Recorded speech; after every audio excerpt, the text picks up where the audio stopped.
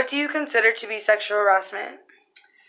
Anytime that a woman feels uncomfortable, either by the verbal comments that a person makes or any physical comments that a person makes on them.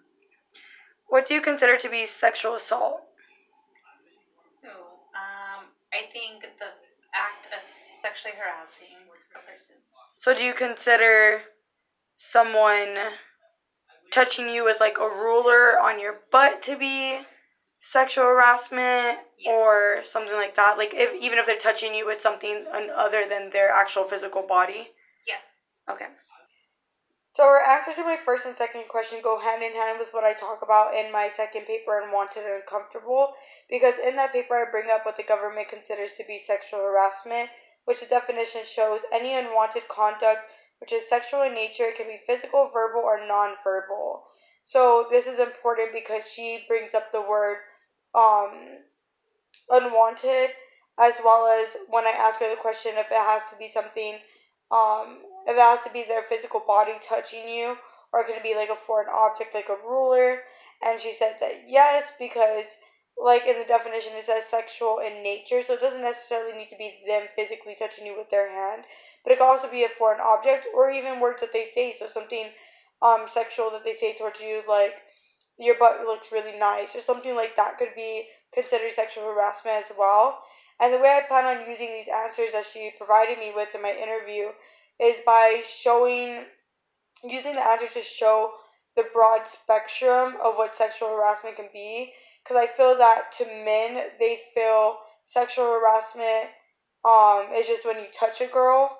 But a lot of people, men and women, don't realize that even the things you say, or if you touch them with a foreign object that they don't want to be touched with, is also sexual harassment. So I think it's really good information to put in my final project to back up my argument of sexual harassment and the broad spectrum of it and the problem that it has become in our country. How does it make you feel to know that 12% of sexual assaults occur in the workplace? Not surprised. I feel, especially when it's someone that has power over another person, that they can use that and abuse their position of power, and then the person on the receiving end feels helpless, that they can't do anything for fear of losing their job. Were you ever a victim of sexual harassment or assault in the workplace? When I was, let's say, 16 or 17, I worked at a clothing store where a male employee used a skateboard and smacked my butt with it. How did you handle the situation? After he did that, I just remember I turned around, looked back at him, and I asked him why he did that, and he said he was just joking around. So after that, I later went to the manager and I let him know what happened, and the person who did that to me was fired. Were you afraid at any point when reporting the sexual harassment to your manager that they may not believe you or wouldn't have actually taken action towards it? To be honest, that didn't go through my head when I reported it. If he would have not fired the person, I actually would have been more surprised by that. Fortunately, I was taken seriously. Did the experience negatively change your life in any way? I don't think it did. I think it just made me more aware that stuff like that does happen, and it happens to, sadly, a lot of women and men in the workplace. And so I feel like I just become more aware and just more alert to stuff like that. So I think her response to this question is very important because she brings up fear as well as position of power, which in both my first and second paper, that is a big aspect of why women don't like to speak up about their own personal situations with sexual harassment. In my first paper, I speak of an experience of one woman who spoke up about sexism in gamer culture. She experienced backlash from people who are idolized in the gamer world, as well as just people who like to play video games. And that kind of scared her because of the backlash that she was getting. And then in my second paper, I talked about how 70% of women that report sexual harassment in the workplace experience retaliation. So fear is a big aspect of why women don't like to speak up about these things, and why they just kind of ignore the situations that they're going through at work.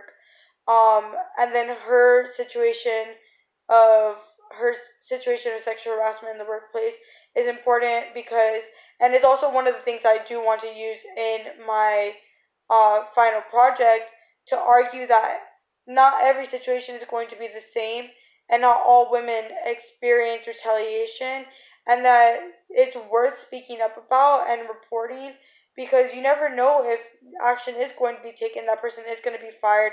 It's worth taking that chance on it to see if that person gets fired. That way, other women that later on come into that position that you're in don't have to deal with that person. So I think it's important for as many women to speak up about their situations as possible. That way, things are taken more serious, and situations are being brought up and being talked about. That way, we can make changes to things. So I think as women, we need to stop being so fearful. Even though we have a great reason to be fearful, but just taking that chance and putting our foot down about situations, and that's one of the things I'm definitely going to be arguing about in my paper as well. So luckily for Amber, the situation of sexual harassment that she was involved in at work didn't change her life in a negative way, just like she said, made her more aware. But for some women, that is not the case. They go to work in fear every day of what's going to happen to them, if they're going to be in that situation again, if their harasser is going to be there and be making offensive comments towards them or try to touch them. So for some women, the situation is not the same. So that's why I kind of wanted to bring that up. Do you have a daughter? I do.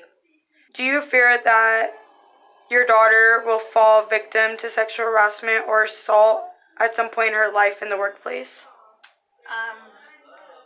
I did think about it happening to my own daughter, but to be honest, I would be surprised if it didn't, just because of how often it does happen.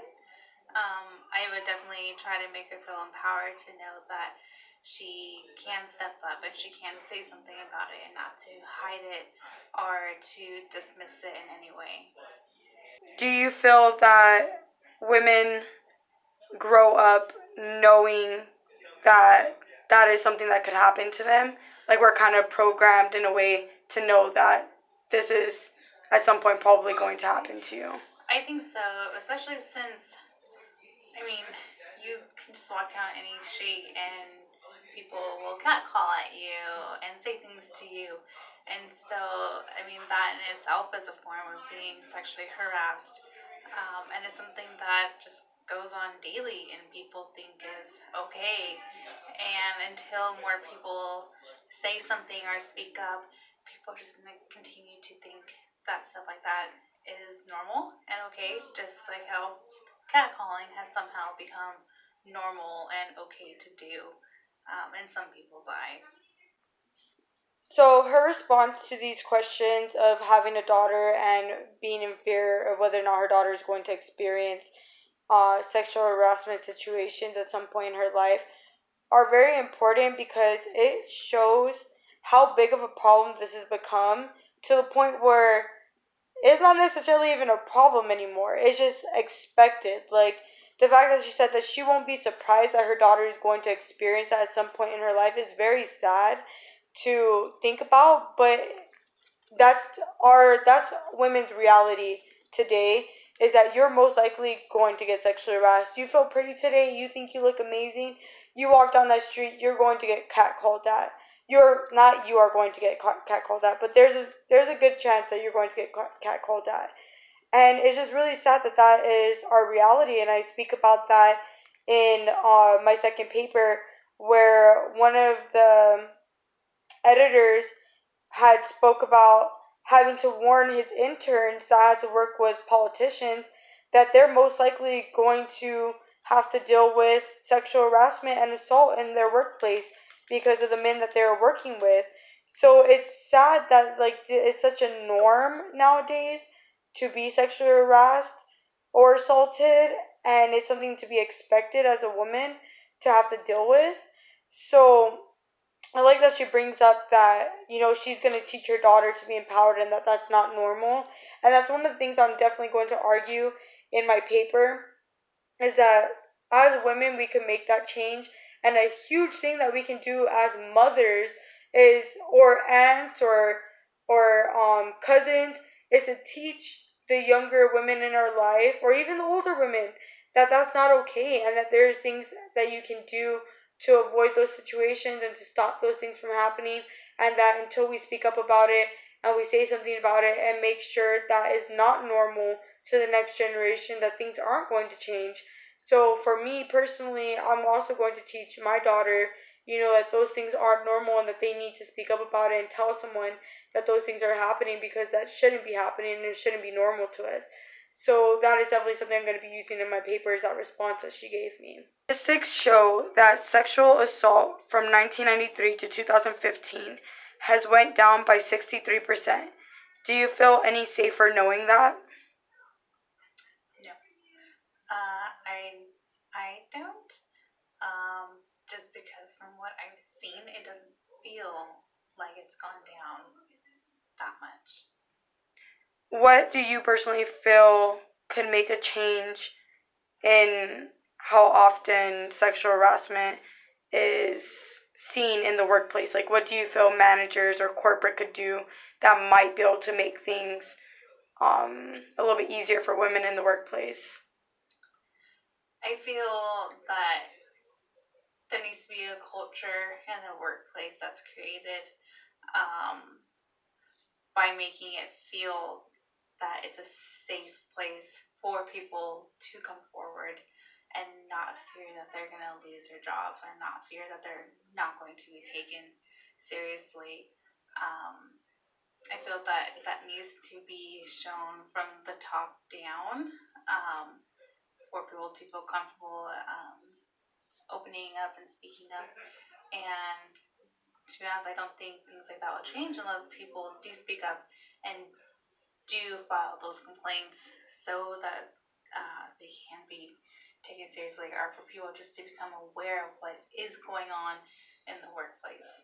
Do you feel that it can make a workplace an easier environment for women to work in if it's required for there to be some type of woman role, like as far as like a manager or assistant manager, or even someone in HR that is a woman that other women can speak to?